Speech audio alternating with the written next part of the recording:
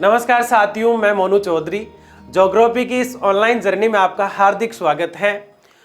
हम भूगोल को किस तरह से पढ़ना है और भूगोल का अध्ययन किस प्रकार से किया जाता है, इसकी रणनीति को लेकर आज आपके सामने उपस्थित हुए हैं। आज हम ये जानेंगे कि भूगोल जो है उसका इंट्रोडक्शन क्या है, भूगोल का परिचय क्या है, भूगोल को कैसे पढ़ा जाता है। ये हमने पिछले लेक्चर में बहुत डिटेल से समझने का प्रयास किया और उसमें मैंने आपको ये बताया था कि किसी भी सब्जेक्ट को या फिर किसी भी क्लास की या फिर किसी भी कॉम्पिटिटिव एग्जाम की तैयारी करने से पहले हमें एक सटीक रणनीति बनानी पड़ती है। और वो रणनीति बनाने में चाहे 1 महीना हमें लग जाए, लेकिन वो रणनीति इतनी शानदार और 100% सफलता दिलाने में कारगर साबित होनी चाहिए। इसी रणनीति को लेकर हमने जो पिछला लेक्चर बनाया, आप में से कई लोगों ने उसे बहुत अच्छे से देखा, समझा और काफी लोगों ने उसे पसंद किया। आज जो हमारा लेक्चर है वो भूगोल का परिचय बताएगा और पिछला जो हमारा लेक्चर था वो पढ़ना कैसे है भूगोल को या फिर किसी भी सब्जेक्ट को, इसके बारे में हमारा डिस्कस था। तो आज के इस लेक्चर में हम ये जानेंगे कि भूगोल को पढ़ना कैसे चाहिए, चाहे वो 11th क्लास का बच्चा है, चाहे वो 12th क्लास का बच्चा है, चाहे वो कॉम्पिटिटिव एग्जाम में यूपीएससी में जिसने ज्योग्राफी ले रखा है या फिर कोई भी एग्जाम ऑल ओवर इंडिया का जिसके अंदर भूगोल सब्जेक्ट आया करता है, वो इस बात को ध्यान से समझे कि भूगोल है क्या और इसमें क्या क्या चीजों का अध्ययन होता है और ये कहां से शुरू हुआ। इन बातों पर आज हम इंट्रोडक्शन के तौर पर, परिचय के तौर पर चर्चा करेंगे। तो आज हम एक एक चीज को देखने वाले हैं कि भूगोल शुरू कहां से हुआ है ना। मजे वाली बात यह है। तो सबसे पहले देखिए, भूगोल कहते किसे हैं, यानी भूगोल किसे कहते हैं। ये तो हम समझते आए हैं कि गुरुजी हमने तो सर यही अर्थ लगाया, भू यानी तो होती है पृथ्वी, भू यानी क्या होती है पृथ्वी, और ये गोल है इसलिए भूगोल का अर्थ है पृथ्वी गोल। जबकि ऐसा नहीं है, पृथ्वी तो चपटी है। और ये मैं नहीं, कौन कह रहे हैं, इरेटोस्थनीज कह रहे हैं। ये कौन कह रहे हैं भाई, इरेटोस्थनीज कह रहे हैं, जो ग्रीक के रहने वाले हैं। कहां के रहने वाले, ग्रीक के एक विद्वान है इरेटोस्थनीज। वो कह रहे हैं कि पृथ्वी चपटी है। पृथ्वी कैसी है, चपटी है। इसलिए भूगोल का अर्थ कभी भी ये नहीं होता गोल पृथ्वी का अध्ययन करना, इसका अर्थ नहीं होता है। इसका अर्थ तो ये है कि ये संपूर्ण चपटी पृथ्वी का क्या करती है, अध्ययन करती है। अब इस बात को हम समझते हैं, जब पूरी दुनिया में भूगोल का भय किसी को पता नहीं था, भूगोल का डर किसी को पता नहीं था, भूगोल के अंदर किसी की रुचि नहीं थी, उस समय भूगोल के बारे में लोग जाना ही नहीं करते थे। उस समय ग्रीक और यूनान के जो विद्वान हुए हैं, जो भूगोलवेता हुए हैं, उन्होंने संपूर्ण भूगोल के लगभग 20% भाग का अध्ययन कर लिया था। यानी ग्रीक और यूनानी ईसा मसीह के जन्म से पूर्व ही भूगोल के बारे में जानते थे। देखो यहाँ पे लिखा हुआ है, ग्रीक यूनानी जो थे वो भूगोल के बारे में परिचित हो गए थे 276 ईस्वी से लेकर 194 ईस्वी पूर्व के बीच में। अब आप में से कई लोगों को यहाँ एक लॉजिक दिख रहा है कि सर ये सन पीछे क्यों जा रहे हैं। आप लोगों को, बहुतों को पता है और कईयों को पता नहीं है कि ईसा मसीह जो है उनके जन्म से पूर्व का जो समय है वो ईसा के पूर्व का यानी ईस्वी पूर्व कहलाता है, और उनके जन्म के बाद का जो समय है वो क्या कहलाता है, सिर्फ ईस्वी कहलाता है। यानी मान लिया जाए कि मैं ईसा मसीह हूं कुछ देर के लिए, तो मेरे जन्म से पूर्व का जो समय था वो ईस्वी पूर्व कहलाएगा और मेरे जन्म के बाद का जो समय है वो ईस्वी कहलाएगा।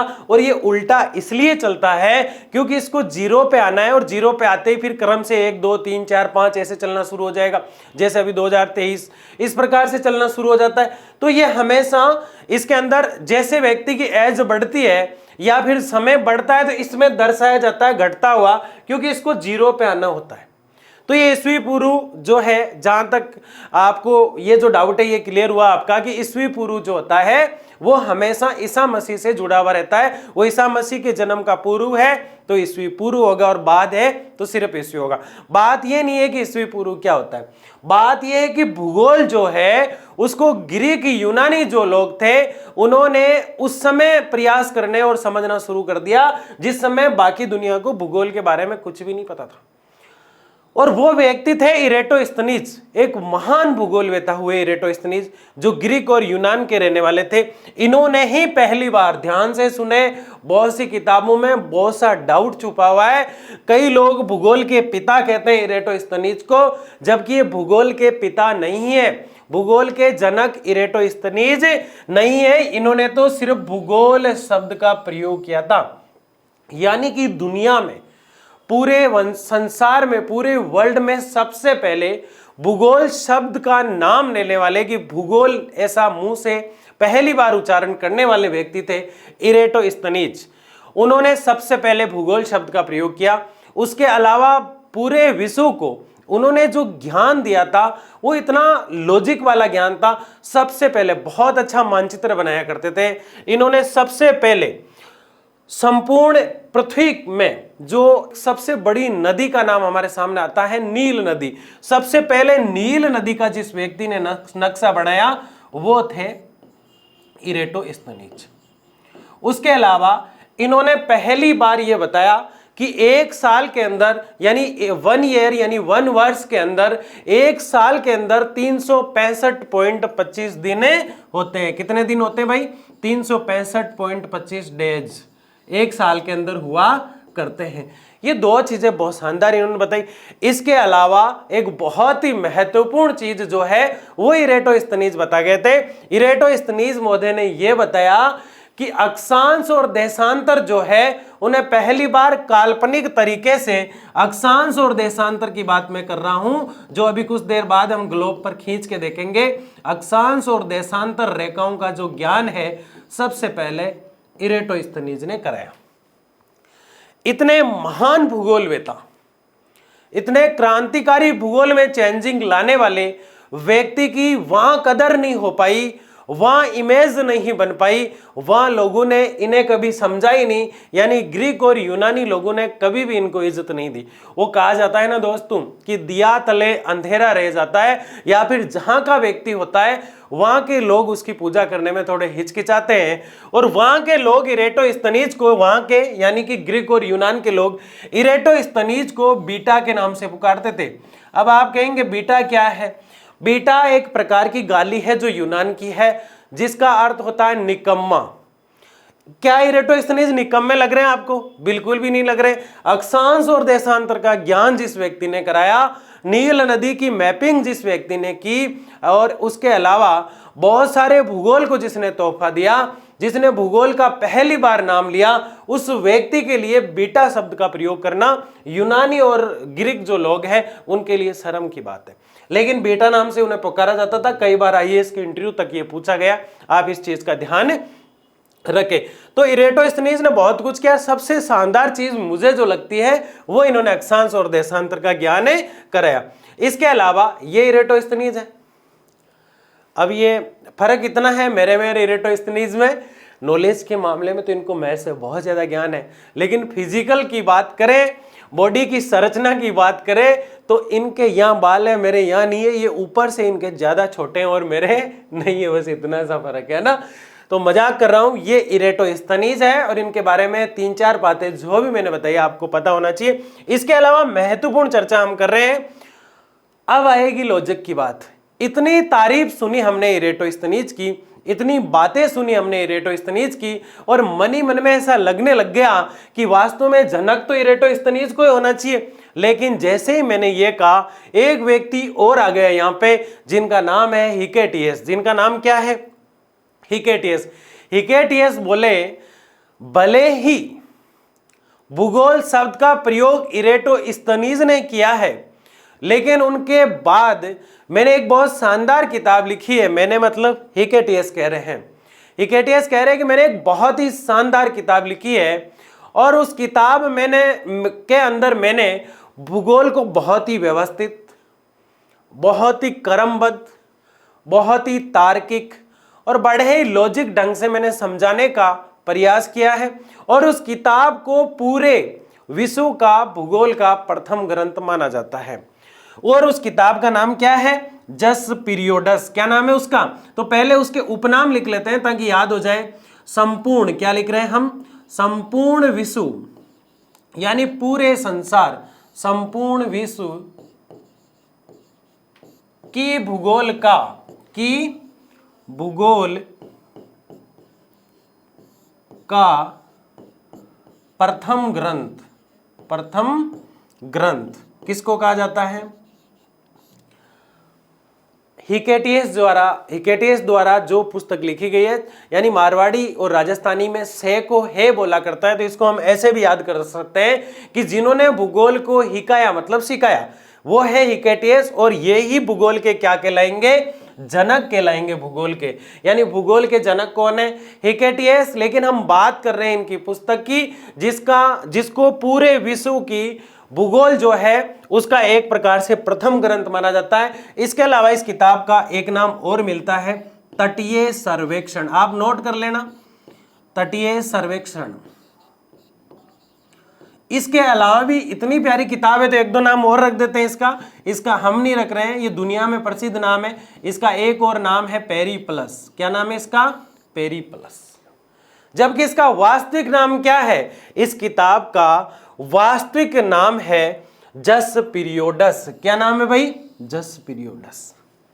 यानी कि मेरा कहने का मतलब यह है, इस किताब के इतने नाम मैंने इसलिए बताए क्योंकि इरेटोस्थनीज से बाहर आकर आप थोड़ा सा आप हिकेटियस पर चर्चा कर ले, क्योंकि हिकेटियस भूगोल के जनक कहलाते हैं, जबकि भूगोल शब्द का प्रयोग करने वाले व्यक्ति जो है वो इरेटोस्थनीज कहलाते हैं। इरेटोस्थनीज ने कोई किताब नहीं लिखी है, जबकि हिकेटियस ने बहुत प्यारी किताब लिखी है, जस्ट किताब लिखी है, जिसमें एक एक चीज को समझा दिया है, जिसका नाम है जस पीरियोडस या पेरिप्लस या तटीय सर्वेक्षण या फिर पूरे विश्व का भूगोल का प्रथम ग्रंथ। इतनी प्यारी किताब है कि पूरी भूगोल को इन्होंने समझा के रख दिया। लेकिन महत्वपूर्ण काम इन्होंने क्या किया?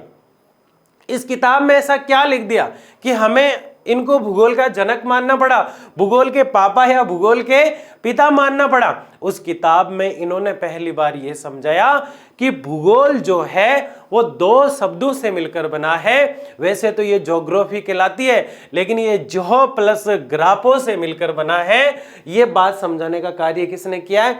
ये ग्लोब मैंने इसलिए लिया है क्योंकि बीच में अक्षांश और देशांतर की बात आने वाली थी, तो ग्लोब में जो आडी, यहां मैं बिल्कुल शॉर्टकट समझा रहा हूं इसको ताकि आपको समझ में आ जाए, और बहुत ही डिटेल से इसको हम पूरे साल पढ़ने वाले हैं। तो ये देखिए, ये आडी रेखाएं जो होती है वो अक्षांश होती है, और खड़ी जो रेखाएं होती है वो देशांतर होती है। बाकी इस पर हम बहुत डिटेल से चर्चा करेंगे। अब बात किसकी कर रहे हैं हम? हिकेटियस की।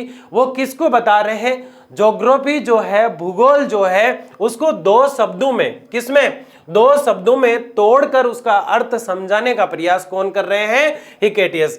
हिकेटियस कह रहे हैं कि भूगोल शब्द ज्योग्राफी से बना है, जबकि ज्योग्राफी शब्द जो है जो प्लस, कौन सा? जो प्लस ग्राफो। ये देखो, ये जो और ये ग्राफो, जो प्लस ग्राफो। अब यहां क्या हुआ? वाई का ओ हो गया बस, और कोई भी लॉजिक वाली बात नहीं है, बस इतना सा ध्यान रखें आप। जो प्लस ग्राफो से मिला है, जिसका अर्थ है पृथ्वी का वर्णन करना। किसका वर्णन करना? पृथ्वी का वर्णन करना। अतः भूगोल का अर्थ है पृथ्वी का वर्णन करना। पृथ्वी कैसी है? पृथ्वी चपटी है। किसने कहा था? इरेटोस्थनीज से। पर इरेटोस्थनीज ने कहा था पृथ्वी एक जैसी नहीं है। कई जो देखेंगे आप, सवाना घास उगा हुआ, भले थोड़ा थोड़ा उगा हुआ है, लेकिन सवाना घास उगा हुआ, कई हिमालय पर्वत उठा हुआ, कई कंदराएं धसी हुई, दिखता है कि नहीं दिखता है? कई घास के मैदान दिखाई देते हैं, कहीं हिमालय उठा हुआ दिखाई देता है, कहीं गुफाएं दिखाई देती है, कहीं झीलें दिखाई देती है, कहीं नदियां दिखाई देती है, कहीं मैदान दिखाई देते हैं, कहीं पुल दिखाई देते हैं, कहीं छोटे तालाब दिखाई देते हैं। पृथ्वी पर भिन्न भिन्न प्रकार की जो संरचनाएं हैं उनको समझाने का प्रयास किया है हिकेटियस ने। किताब का नाम जरूर याद रखें, जस पीरियोडस। इसके अलावा यूनानी भूगोल को चपटी मानते हैं, जबकि भारतीयों के लिए तो ये पहले ही गोल थी और आज भी गोल है, जबकि भूगोल जो है वो गोलाकार नहीं है। कैसी है? चपटी है। कैसी है भाई? चपटी। फिर आप कहेंगे सर ग्राहम बेल ने जो ग्लोब के अंदर दिखाया है तो फिर उसमें चपटा कहीं दिखाई तो नहीं देता। उसका कारण ये है कि ग्लोब को चपटा रखेंगे तो वो व्यवस्थित नहीं रह पाएगा, टूट जाएगा, फूट जाएगा। तो इस प्रकार से उसको एक शेप में दिया गया है। इसका मतलब ये कतई नहीं है कि पृथ्वी जो है डिग्री 23.5 डिग्री पे झुकी तो उसी प्रकार है। झुकाव तो ठीक उसी प्रकार है, लेकिन उस तरह दिखती नहीं है, बिल्कुल सपाट टाइप चपटी दिखाई देती है। ये आप ध्यान रखें। आगे अगर हम देखें तो भूगोल जो है उसके कई ब्रांचेज बन गई, उसके कई अलाइनमेंट बन गए, कई तत्व बन गए, कई कारक बन गए। एक ही बात है, कारक को चाहे अलाइनमेंट को चाहे तत्व को। भूगोल जो है वो मुख्यतः कई ब्रांचेज में बंटने लगी, लेकिन मुख्य रूप से भूगोल जिस समय भूगोल का जन्म हुआ तो पहाड़, पर्वत, नदियां, झीलें ये तो सब पुराने हैं, और अच्छी अच्छी कली खिली मानव भूगोल, हम उसके दीवाने हैं। यानी कि भूगोल जो है जिस समय पृथ्वी का जन्म हुआ उस समय जो भूगोल बन गया था साथ में, यानी फिजिकल पार्ट जो पृथ्वी का दिखाई देता है, पृथ्वी की बनावट जो दिखाई देती है, पृथ्वी की संरचना जो दिखाई देती है, वो पृथ्वी के साथ ही बन गई थी। नदियां, झीलें, पर्वत, पहाड़ आदि चीजें साथ ही बन गई थी। तो उसको तो हम कहते हैं भौतिक भूगोल। उसको हम क्या कहते हैं? भौतिक भूगोल। और मानव बाद में आया, पृथ्वी के बाद में जब पृथ्वी फिजिकली रूप से डेवलप हो चुकी थी, गर्म थी, ठंडी हो चुकी थी, उसके बाद मानव आया, तो भूगोल की दो शाखाएं मुख्य रूप से बनी, एक तो भौतिक भूगोल और एक मानव भूगोल।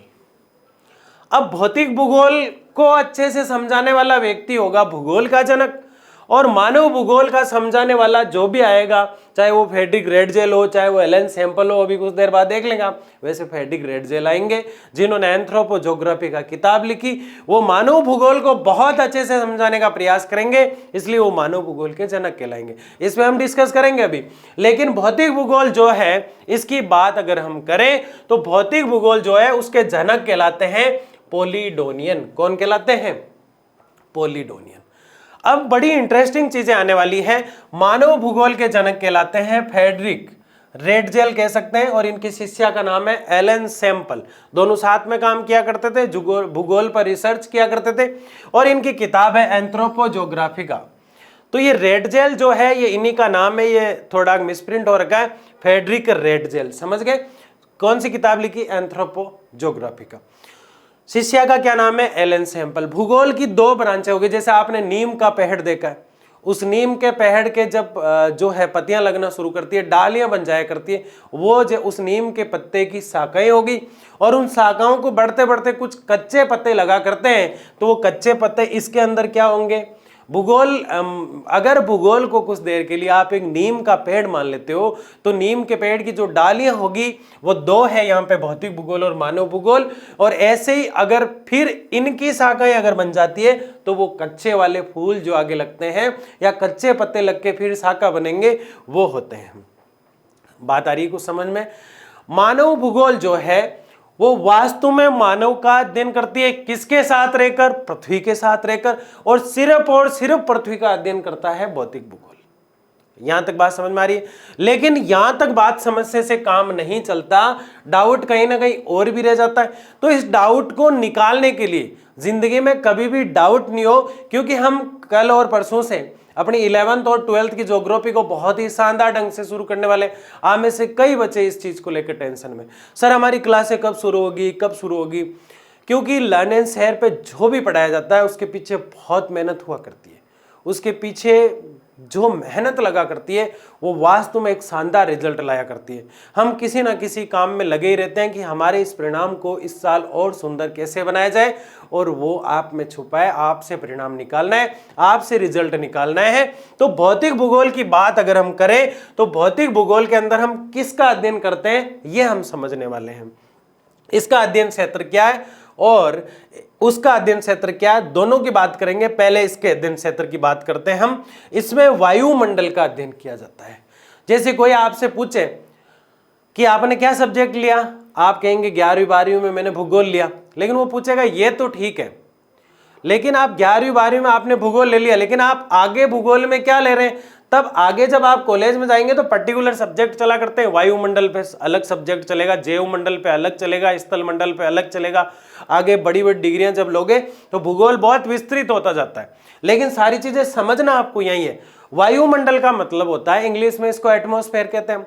जैसे वायुमंडल, वायु का भंवर होता है, धरातल से हवा जो ऊपर तक फैली हुई है आसमान तक, उसको हम वायुमंडल के नाम से जाना करते हैं। जैसे पहले सौर मंडल होता है, फिर समताप मंडल होता है, फिर आयन मंडल, ओजोन मंडल, ओजोन मंडल, फिर आयन मंडल और फिर बहिर्मंडल। इस प्रकार बहिर्मंडल वगैरह सब होते हैं। 11th वायुमंडल का एक पूरी इकाई चलती है पूरी वायुमंडल की। तो जो 11th में है वो इसको इस साल देखेंगे और जो 12th में वो देखा है ऑलरेडी इसको।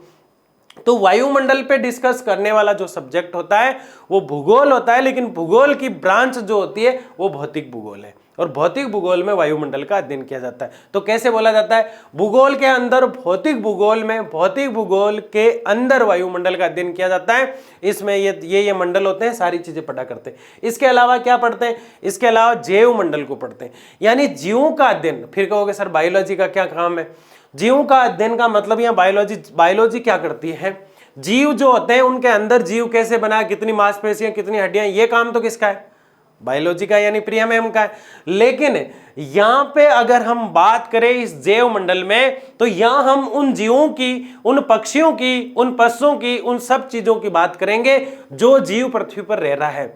चाहे वो राजस्थान का गोडावण राज्य पक्षी हो, चाहे वो उत्तर प्रदेश का सारस हो, चाहे वो बिहार का जो गोरैया पक्षी राज्य पक्षी है वो हो, चाहे कहीं का भी कोई राज्य पक्षी हो, चाहे राज्य पक्षी ना हो, किसी भी क्षेत्र के कोई भी पक्षी, पूरे ऑल ओवर इंडिया के किसी भी पक्षी के बारे में आप अध्ययन ऐसे कर रहे हो कि वो कहाँ मिलता है, वो कहाँ रहता है। सीता माता अभ्यारण्य में उड़न गिलहरियां देखने को मिलती है, इस प्रकार का वर्णन कहीं भी हो रहा है। उस स्थान पर सबसे ज्यादा भेड़ें देखने को मिलती है, उस स्थान पर मुर्रा नस्ल की भैंस मिलती है, उस स्थान पर कॉकरोच गुजरात वाली गाय मिलती है, उस स्थान पर जाफराबादी बकरी देखने को मिलती है, उस स्थान पर जो चकोदर होती है या चोकला जो होती है उस प्रकार की भेड़ देखने को मिलती है। अगर इस प्रकार का जो मैं नाम बता रहा हूं ये नस्लें होती है पशुओं की, तो कौन सी नस्ल के पशु कहां मिलते हैं, पक्षी कहां मिलते हैं, ये सब जिक्र जिसमें किया जाता है वो जैव मंडल के अंदर किया जाता है। जैव मंडल में जीव कहां रह सकते हैं, उनके लिए सही आवास या स्थान कौन सा है,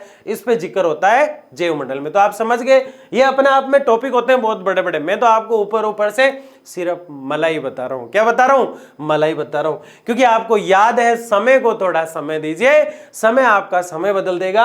आज के इस लेक्चर को जिसने समय दिया वो वास्तव में शानदार बना लेगा अपनी ज्योग्राफी को, और आधे बैठे रह जाएंगे जो लेक्चर कब आएंगे जब भी पढ़ेंगे। यानी हमारे 11th और 12th के लेक्चर जिस दिन आएंगे तभी पढ़ेंगे, पहले कोई लेक्चर नहीं देखेंगे। हम आराम से देखना है, लाइक करना है, शेयर करना है, सब्सक्राइब करना है, अपने साथियों को बताना है कि यहाँ शानदार तैयारी हो रही है। इसके अलावा भौतिक भूगोल में क्या अध्ययन होता है, स्थल मंडल का अध्ययन होता है, यानी कौन से स्थल पर क्या है। जैसे एक उदाहरण दूं मैं आपको, जैसे राजस्थान के माउंट एवरेस्ट की चर्चा कर रहे हैं। देखो राजस्थान नाम आया, दैट है पैलेस, यानी स्थल का नाम आया, साथ में कौन जुड़ा हुआ है, पर्वत जुड़ा हुआ है। कौन सा पर्वत, माउंट आबू पर्वत। माउंट एवरेस्ट की बात नहीं कर रहा हूं, 8,848 वाले की बात नहीं कर रहा हूं, मैं तो राजस्थान की सबसे ऊंची चोटी वाले गुरु शिखर वाली उस पहाड़ी के माउंट आबू की बात कर रहा हूं। जैसे यूपी के कैमूर पर्वतों की बात कर रहा हूं, जैसे बिहार के बोलते पर्वतों की बात कर रहा हूं, सब स्थल मंडल में पढ़े जाएंगे। किस में पढ़े जाएंगे, स्थल मंडल में। यह भी अपने आप में क्या है, टॉपिक है जिसको हम पूरी साल पढ़ने वाले। इसके अलावा मानचित्र, ये बहुत इंपॉर्टेंट चीज है, क्योंकि मैंने पिछले लेक्चर में डिस्कस किया कि मानचित्र आपको अगर नहीं पता तो खाली मानचित्र लाइए और उसको बढ़ते रहिए, और जब तक आपको मानचित्र वास्तव में नहीं पता चलता है, भूगोल का जो ऊ है, भय है, वो भी समझ में नहीं आता। तो मानचित्र कैसे पढ़ना है वो तो हमने डिस्कस कर लिया, लेकिन मानचित्र होता क्या है। मानचित्र 3 प्रकार के होते हैं। एक होता है थेमेटिक मानचित्र, एक होता है पॉलिटिक्स मानचित्र, एक होता है फिजिकल मैप, यानी फिजिकल मानचित्र बोल देता हूं उसको।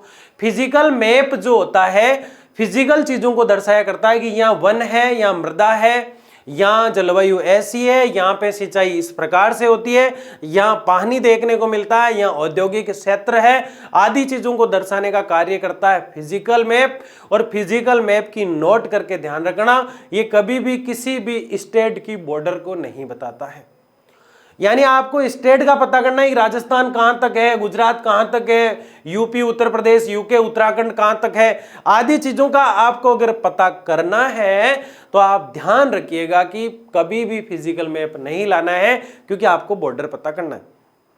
तो फिर बॉर्डर कौन बताता है, बॉर्डर बताने का कार्य करता है पॉलिटिक मैप जो होता है, जिसे हम राजनीतिक मानचित्र कहते हैं, वो किसी भी स्टेट की बॉर्डर को बताया करता है।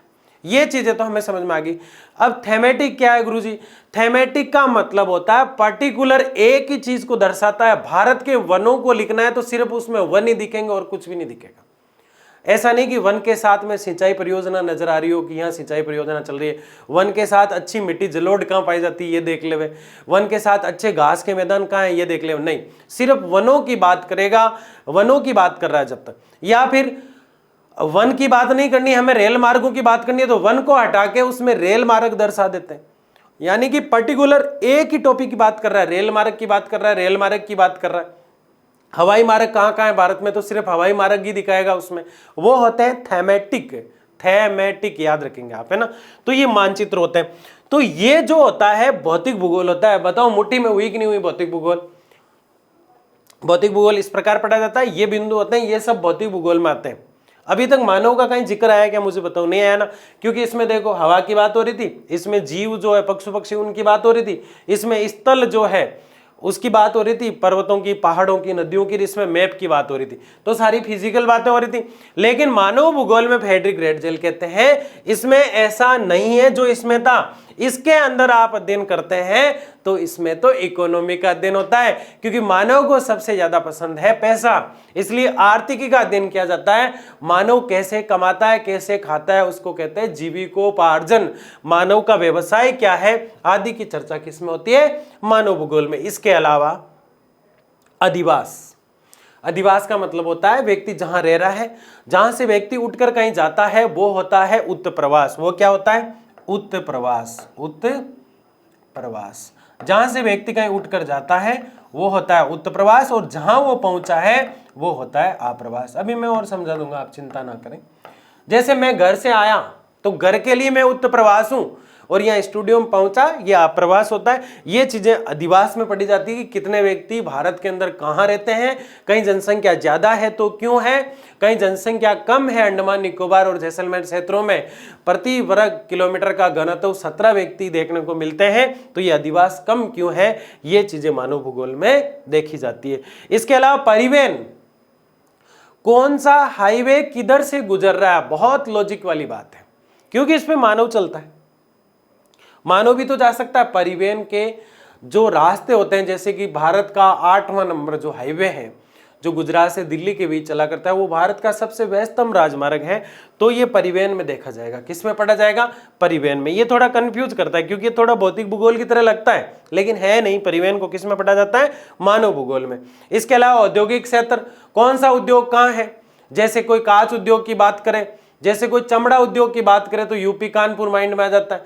जैसे कोई कांच उद्योग की बात करें तो बिहार का पटना माइंड में आ जाता है। जैसे कोई सीमेंट कारखानों की बात करें तो राजस्थान माइंड में आ जाता है, बूंदी माइंड में आ जाती है। तो इस प्रकार से जो है मानव भूगोल का अध्ययन किया जाता है। अब आपके ये तो समझ में आएगा कि भूगोल का नाम किसने लिया पहले, इरेटोस्थनीज थे।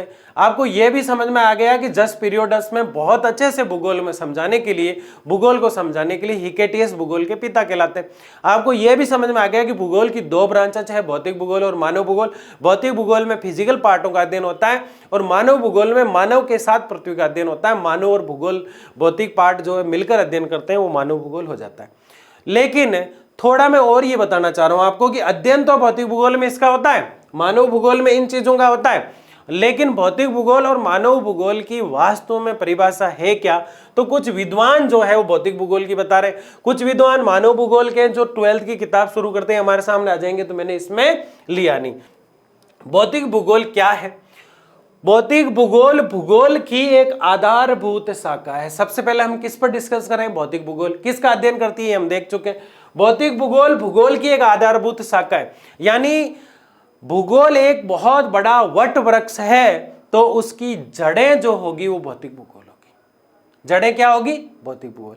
बात कुछ समझ में आ रही है? मेरा कहने का मतलब यह है कि हालांकि भूगोल से ही निकला है भौतिक भूगोल, लेकिन अब वो उसकी जड़ें बन चुका है। तो एक वट वृक्ष अगर भौतिक भूगोल है तो उसकी जड़ें भौतिक भूगोल बन चुकी है। भौतिक भूगोल को अगर हटा दिया जाए तो भूगोल ही खत्म हो गया।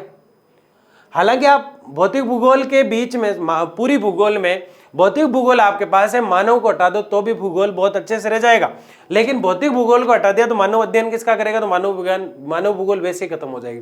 तो भौतिक भूगोल जो है वो भूगोल की आधारभूत शाखा मतलब नींव है एक प्रकार से। इसके अलावा क्या है, भूगोल एक वृक्ष है तो भौतिक भूगोल उसकी जड़ है, इस पर डिस्कस हम कर चुके। भौतिक वातावरण का अध्ययन ही भौतिक भूगोल है, यानी दुनिया का जो वातावरण है, जो क्लाइमेट है, जो वेदर है, जो इसमें देखने को इकोसिस्टम है, जो इन्वायरमेंट है, यानी पारिस्थितिकी, पर्यावरण, हरित गृह प्रभाव, ये चीजें जितनी भी हम पढ़ते हैं वो सब भौतिक भूगोल में आया करती है। इसके अलावा भौतिक भूगोल का जन्म पृथ्वी की उत्पत्ति के साथ ही हो गया, ये आप जानते हैं। जिस समय पृथ्वी बनी उसी समय कौन बन गया, भौतिक भूगोल बन गया, ठीक है।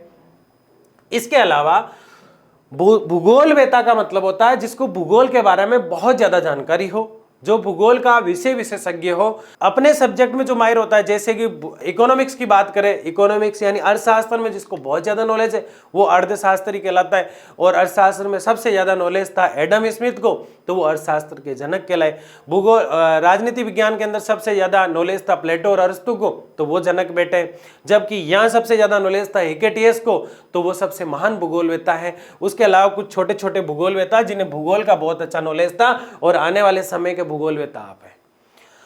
भूगोलवेता है पियरे, क्या नाम है, पियरे वायरल है ना, इन्होंने पिया कुछ ठंडा ठंडा है ना आइस के साथ, और वायरल हो गई इनकी रील। पियरे वायरल क्या कह रहे हैं, मजाक कर रहा हूं मैं, पियरे वायरल कह रहे हैं मानव सभ्यता से, ध्यान से समझना, मानव सभ्यता से अप्रभावित पृथ्वी के दृश्य प्राकृतिक धरातल का भौतिक भूगोल है। मैं आपको सिंपल भाषा में समझा देता हूं क्योंकि ये तो आप पढ़ चुके, मानव सभ्यता से अप्रभावित पृथ्वी के दृश्य प्राकृतिक धरातल का अध्ययन भौतिक भूगोल है। इसका मतलब यह है कि ऐसे स्थान या ऐसी जगह जिस पर किसी की पहले नजर नहीं गई और अब मानव उसको ढूंढ ढूंढ के उसका अध्ययन कर रहा है, तो वो जो अध्ययन होगा वो भौतिक भूगोल में होगा। और ये कौन सी रील वायरल हुई है, पियरे वायरल की है ना, आगे देखिएगा। भूगोलवेता है आर्थर होम्स, जो अपने घर में बैठे हैं, वो कह रहे हैं भौतिक पर्यावरण का अध्ययन ही भौतिक भूगोल है। यानी दुनिया में आपको फिजिकल पृथ्वी की बनावट और संरचना में जो कुछ भी दिखाई देता है, आप उसमें से किसी का भी अध्ययन कर लेते हो तो वो भौतिक भूगोल है। इसके अलावा भूगोलवेता कांट कहते हैं, ये इनकी कांट यानी बुराई नहीं कर रहे हैं, ये क्या कह रहे हैं, भौतिक भूगोल विश्व के ज्ञान का प्रथम भाग है, निश्चित ही विश्व का वस्तुबोध को समझने के लिए एक प्राथमिक आवश्यकता है। ये कह रहा है कि भौतिक भूगोल अगर नहीं होगी तो दुनिया की वास्तविक जो फर्स्ट में जानकारी हमें लेनी चाहिए वो हम ले ही नहीं पाएंगे। इस दुनिया का वस्तुबोध अगर कोई कराता है तो वो भूगोल है। कौन कहता है, कांट।